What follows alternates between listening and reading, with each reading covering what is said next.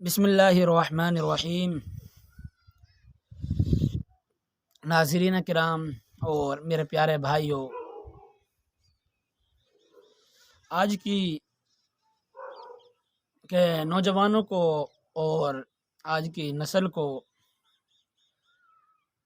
جو شادی اور نکاح کا مقصد ہوتا ہے وہ صرف یہ سمجھتے ہیں کہ اپنی خواہش کو پوری کرنا ہے، جس طرح چاہیں پوری کر لیں، جس طرح کتا بھی خواہش کو پوری کر رہا ہے اور گدھا بھی خواہش کو پوری کر رہا ہے، گھوڑا بھی خواہش کو پوری کر رہا ہے۔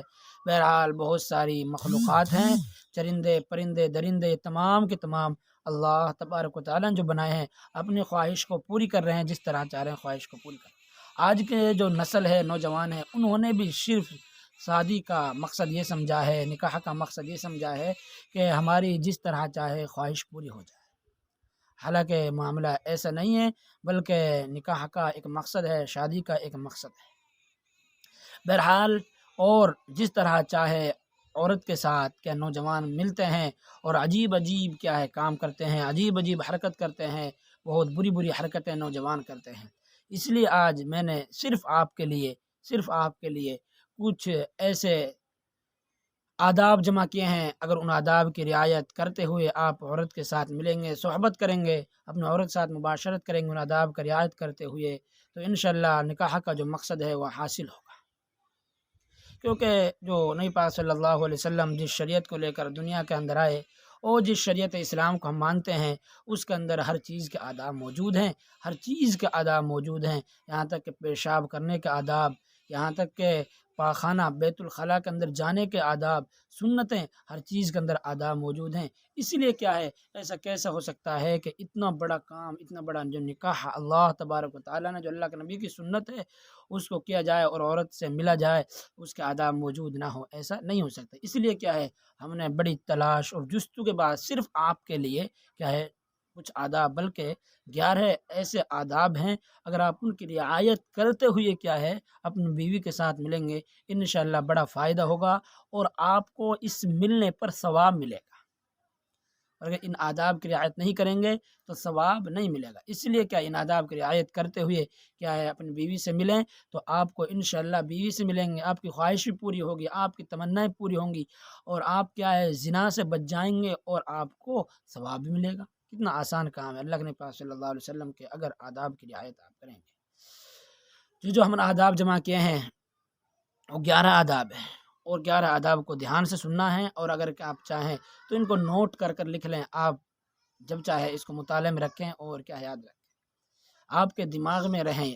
اس لیے آپ اگر چاہیں تو اس کو نوٹ کر لیں، یعنی لکھ لیں۔ آپ کو ٹھہر ٹھہر کر 11 آداب کو اس لیے میں بتاؤں گا۔ پہلا جو ادب ہے وہ ہے، سب سے پہلے صحبت جو کرے، بیوی کے ساتھ جو کرے، اس نیت سے کرے کہ اللہ تبارک و تعالی مجھے صالح اولاد عطا فرمائے، اور دوسری نیت یہ ہو کہ میں کیا ہے بدکاری سے بچ جاؤں۔ تو اس نیت سے کیا ہے صحبت کرے، اللہ تبارک و تعالی مجھے صالح اولاد کی نیت سے کیا ہے آدمی مباشرت کرے۔ چوتھا جو ادب ہے وہ ہے کہ آدمی جب مباشرت شروع کرے، صحبت کرنا شروع کرے، تو پہلے بسم اللہ پڑھ لے اور دعا پڑھ لے۔ دعا اس کی ہے اللہم جنبنا الشیطان وجنب الشیطان ما رزقتنا۔ تو جس دعا کو پڑھ لے گا تو شیطان وہاں سے بھاگ جائے گا، شیطان بیچ میں حائل نہیں ہوگا۔ بسم اللہ پڑھے اور اس کے بعد دعا پڑھے۔ پانچواں جو ادب ہے وہ ہے کہ آدمی اپنی بیوی کی شرمگاہ کو نہ دیکھے، کیونکہ اس سے نظروں کی کمزوری ہوتی ہے، نظر کمزور ہوتی ہیں، اور اس سے حافظہ بھی کمزور ہوتا ہے، اور بچے کے بھی کیا ہے کمزور ہونے کا اور اپاہج، لنگڑا لولا، اندھا پیدا ہونے کا خطرہ ہوتا ہے جب کیا ہے بچے کو شرمگاہ کو آدمی دیکھتا ہے۔ اس لیے آدمی بیوی کی شرمگاہ کو نہ دیکھے۔ حضرت عائشہ صدیقہ رضی اللہ تعالی عنہ فرماتی ہیں کبھی نبی پاک صلی اللہ علیہ وسلم نے میری شرمگاہ نہیں دیکھی، اور ہم نے نبی پاک صلی اللہ علیہ وسلم بہرحال اس لیے کیا ہے شرمگاہ کو نہ دیکھے۔ اچھا، اگلا جو ادب ہے وہ ہے بالکل بھی ننگا نہ ہو، بلکہ برہنہ جس کو بولتے ہیں، بالکل برہنہ نہ ہو، یعنی بالکل کچھ نہ اوڑھے اپنے اوپر اور بالکل تمام کے تمام کپڑوں کو نکال دے، بلکہ اگر کپڑے نکال رہا ہے تمام کو تو اوپر سے کوئی چادر وغیرہ اوڑھ لے، بالکل برہنہ نہ ہونا چاہیے۔ یہ کیا ہے، ایک بے حیائی کی سی بات ہے، آدمی کو اپنے اوپر کوئی چادر وغیرہ ڈال لینی چاہیے۔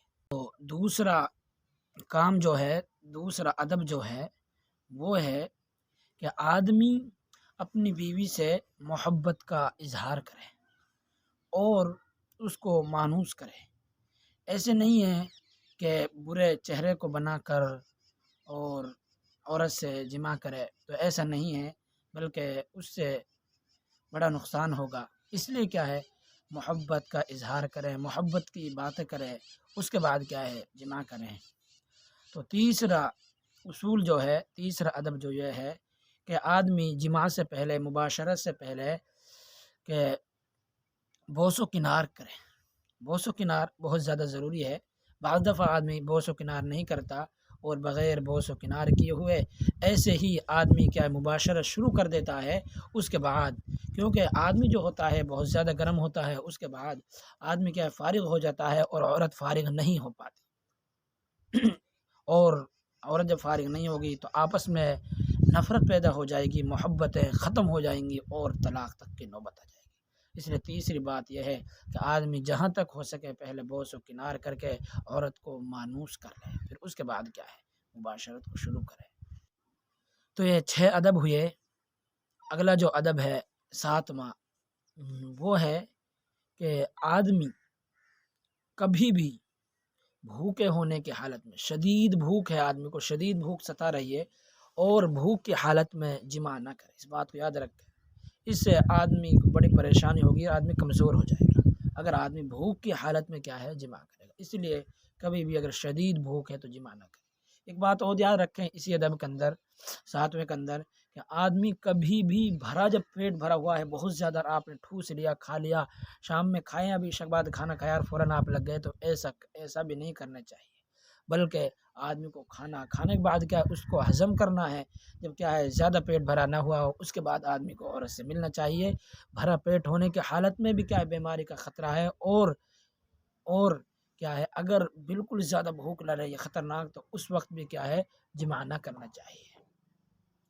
تو 7 ادب ہوئے۔ 8واں جو ادب ہے وہ بڑا اہم ہے۔ بعض نوجوان اور بعض لوگ اس کو کرتے ہیں کہ کبھی بھی صحبت کرنے میں حد سے تجاوز نہ کرے، حد سے تجاوز نہ کرے، یعنی زیادہ نہ کرے، اتنا بھی نہ کرے کہ عورت پریشان ہو جائے اور اتنا بھی نہ کرے کہ اپنا آپ کمزور ہو جائے، بلکہ درمیانی آدمی کیا ہے صحبت کرے، مباشرت کرے کہ جس سے کیا ہے زیادہ کمزوری نہ آئے۔ بہت تو کیا ہے اسی میں لگ جاتے ہیں اور اتنے زیادہ کمزور ہو جاتے ہیں، ختم ہو جاتے ہیں، ختم ہونے کے در پہ ہو جاتے ہیں، آدمی کیا بالکل دبلا اور پتلا ہو جاتا ہے، بلکہ ایسا نہیں کرنا چاہیے، بلکہ حد سے تجاوز نہیں کرنا چاہیے، درمیانی، یعنی عورت کے بھی کیا ہے حقوق ادا ہو جائیں اور اپنا بھی کیا ہے زیادہ نقصان نہ ہو۔ آدمی کو اس طور پر کیا ہے عورت سے مباشرت کرنا چاہیے، زیادہ نہیں کرنی چاہیے۔ 9واں جو ہے اصول وہ ہے کہ آدمی ایک مرتبہ صحبت کی، مباشرت کی، اس کے بعد دوبارہ کرنے کو اگر دل چاہ رہا ہے، دوبارہ کرنا چاہتا ہے، تو بیچ میں درمیان میں کرنے کے بعد وضو کر لے۔ ایسا ہی نہ پڑا رہے، کرنے کے بعد ایسے ہی پڑا پھر دوبارہ، ایسا نہ کرے، بلکہ بیچ میں وضو کر لینا چاہیے اگر دوبارہ صحبت کا ارادہ ہے، دوبارہ صحبت کا ارادہ ہے۔ اور 10واں جو اصول ہے وہ ہے کہ اگر صحبت کا ارادہ تو نہیں ہے لیکن آدمی اس کے بعد سونا چاہتا ہے، تو بہتر تو یہ ہے کہ جب فارغ ہو کہ آدمی غسل کرے اور غسل کرنے کے بعد آدمی آرام سے فریش ہو کر غسل کرنے کے بعد سوئے، پھر آرام کرے۔ لیکن اگر کیا غسل بھی نہیں کرنا چاہتا اور سونا چاہتا ہے تو وضو کر لینا چاہیے۔ تب بھی اگر صحبت کا ارادہ نہیں ہے، سونے کا ارادہ ہے، تب بھی وضو ہی کر کے سونا چاہیے، بغیر وضو کے نہیں سونا چاہیے۔ 11واں جو اصول ہے یہ بڑا اہم ہے، اس کو آپ دھیان سے سنیں، یہ اس پر شدید وعیدہ بھی آئی اللہ کے نبی پاک صلی اللہ علیہ وسلم کی، اللہ کی۔ بہرحال وہ ہے کہ آدمی جو راز کی جو باتیں ہوتے ہیں، صحبت کی جو باتیں ہوتی ہیں، ان کو نہ بتائے۔ آج کل نوجوان نسل کے اندر، بچے اور بچیوں کے اندر، سب کے اندر یہ ہے کہ نوجوان جو ہوں گے، جو پہلی رات ہوتی ہے خاص طور سے اس کے نوجوان تمام باتوں کو اپنے ساتھیوں کے لیے بتا دیتے ہیں۔ اسی طرح جو بچہ ہوتی ہیں اپنے گھر پر جا کر تمام کیا ہے اپنی سہیلیوں کے لیے ان باتوں کو بتا دیتی ہیں کہ ایسا ہوا ایسا نہیں ہوا۔ ایسا ہرگز نہ کرنا چاہیے، نہ تو کیا ہے نوجوان بچوں کو ایسا کرنا چاہیے، نہ نوجوان بچیوں کو ایسا کرنا چاہیے، بلکہ اپنی صحبت کی جو راز جو باتیں ہیں ان کو کسی کے لیے نہیں بتانی چاہیے۔ یہ 11 اصول ہیں، اگر آپ ان کے مطابق کیا ہے مباشرت کریں گے، صحبت کریں گے، تو انشاءاللہ اس صحبت کرنے پر، مباشرت کرنے پر آپ کو ثواب بھی ملے گا۔